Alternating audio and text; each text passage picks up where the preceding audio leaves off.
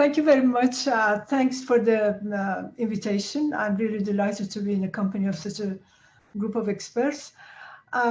We all know that obviously the uptake of digital process and efficiency-driven technologies have certainly increased as an impact of COVID-19. And we see that really, if you don't invest on new technologies, you don't survive these days. But I like to talk about the human element. I think somebody put it very nicely, and I like to repeat what he said, that the shipping industry is run by the people, for the people. The human element actually designs vessels, builds them, owns them, crews them, maintains them, repairs them, and salvages them. Human element regulates them, surveys them, underwrites them, and investigates them when something goes wrong and mistakes happen. Human element works in education and training, and they are at the very center of the shipping enterprises as well as related industries. They are the secret of its progress and success and the victims of its failures. So while those human elements diverge in all modes and mores, they're all, however, human elements with the same imperative sets of potentialities and vulnerabilities. Now, with the human element being in focus, we need to set a vision and work towards achieving this by providing the necessary competences to those who are running the industry. It goes to show that the shipping industry needs to modernize itself. It has to move away from the conservative management style and be given the skill sets to face the challenges that we are facing in this very volatile industry. Challenges such as digitalization, environmental disasters, political uncertainties, low cargo rates, supply and demand,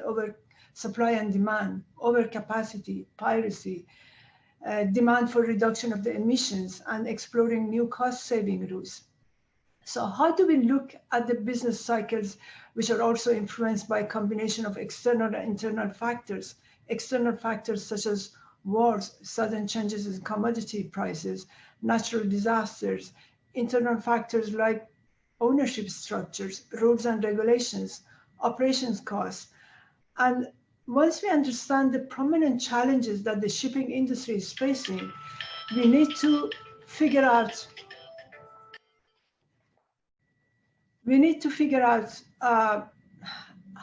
what skill sets do we need to face them. Now, shipping is a conservative industry. We all know that. And when you look at the top management in this industry, a lot of times there are people who have been practitioners. You see a lot of seafarers, former seafarers, master mariners, chief engineers who dealt on, because of course seafaring is not a business that you retire on. After a few years of serving at sea, you want to come ashore and get a job ashore. And these are normally people who are taking management positions within the shipping industry. With all due respect to the seafarers, and I always believe that if it was not for the seafarers, I think half of the population would have died of hunger and the other half would probably freeze to death.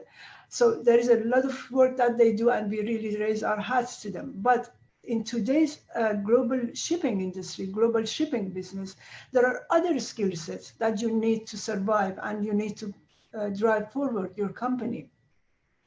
And those are the skill sets that we need to provide to the people who are running the industry. And it is for the very reason that the Copenhagen Business School was approached by the stakeholders, by people who are working, top people within the shipping and shipping-related industry, asking for the school to design and deliver a program, an executive MBA, which is fundamentally an executive MBA, but also make sure that we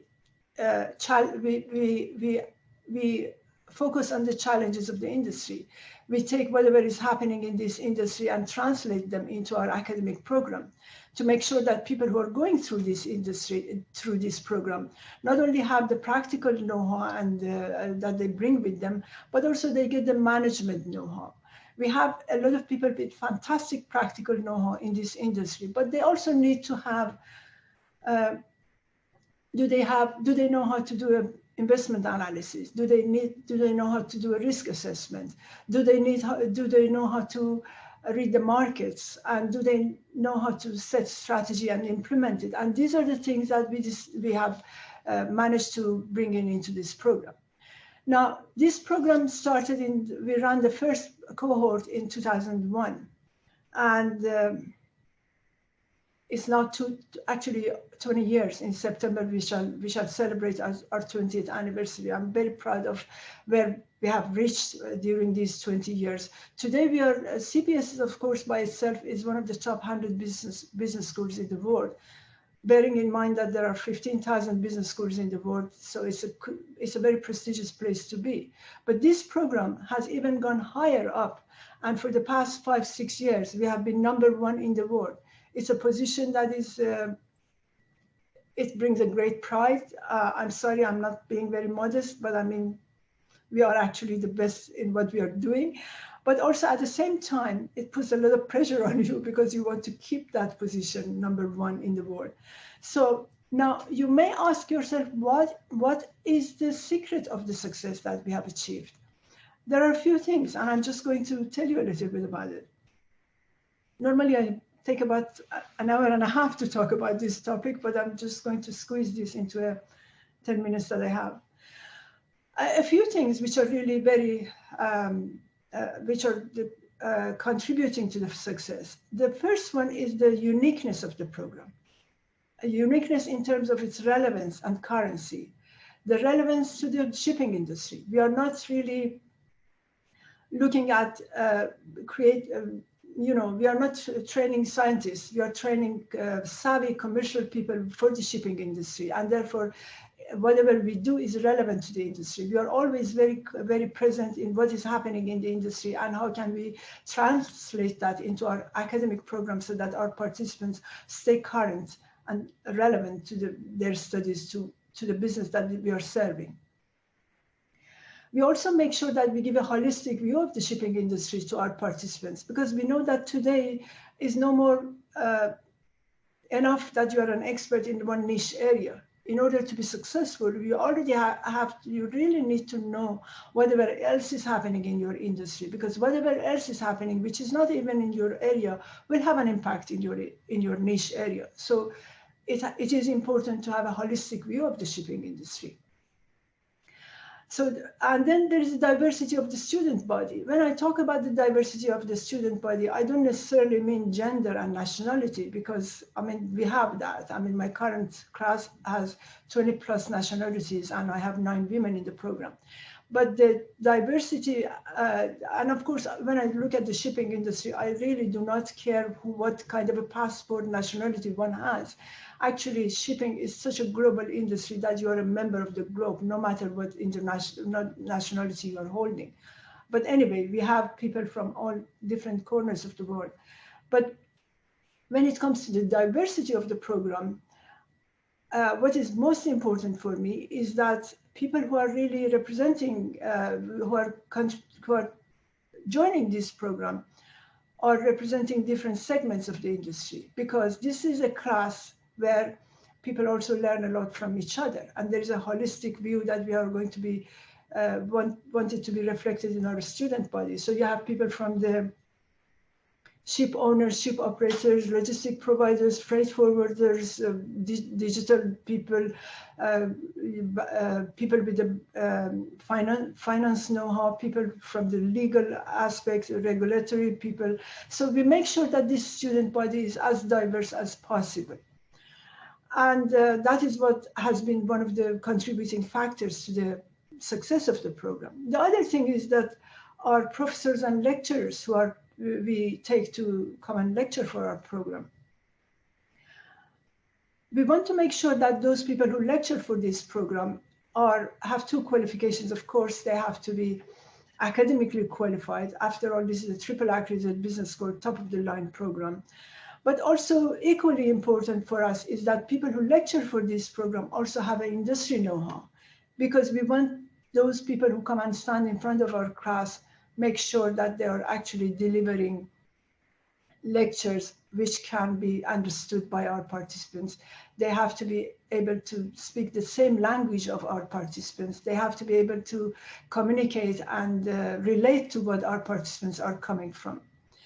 And then, of course, it's a very hands-on kind of course. So what we do is that we make sure that whatever assignments, projects, work that our participants are doing is relevant to their companies. So make sure that the participant can actually choose the direction. We make sure that the work that they do would be in line with an executive MBA and meets the requirements of a globally recognized executive MBA, and get the coaching, advice, and the help that they need to do the job that they're doing at their work, at their company, and related to relate all the assignments and the work they do to that area. And of course, there is a networking aspect of the program, because I mean, we provide a network which is second to none. We have had the impacts of the COVID-19 has slowed down that for us, because we have not been able to bring our participants together, because we do have a number of events, company visits, participants getting together and all that. And this has been hampered by the COVID, because of course, as I said, we have students coming from 20 plus countries, and they have not been able to travel, and we have not been able to do that. Fortunately, the situation has been changed, and we are planning to have our next cohort, which is starting in September, at the school in Copenhagen, and then of course we have the face-to-face lectures. Now we have the program is actually designed for very busy individuals. So we have 8 one-week modules. These modules are spread over the 2 years period of the program. 6 of those are happening in Denmark, and one of them is in Hamburg, where we want to look at the port infrastructure and meet with the people who are in charge of the innovation with the DNB in Hamburg. One model we carry out in London, and the reason for that is London is still the center for the ship finance, and we want to make sure that we talk to the banks there, shipping banks there, and we visit the brokerage houses there and take advantage of that element of the networking, and see some of the people who are talk to the people who are really involved in those areas. But all in all, the program has been really very much, we have been able to make sure that we have had an impact in this industry. And then of course, the industry, when we talk to the industry people, you see that they really appreciate that the people that have gone through this program, they know how that they bring to their companies and to the industry. So for us, it's a matter of pride that we, in our little way, we have really contributed to the advancement of this industry by providing skill sets to the people who are sitting in the management position to do their work in a more effective way. And of course, the soft skills are also very important. Of course, we have a leadership, we have a negotiations, we have a legal aspects of the maritime law, and a number of other different areas that we cover. There's a lot more that I can go through, but I think that is more or less in a nutshell what we are doing. So if you want me to elaborate on different aspects, I would be happy to do that.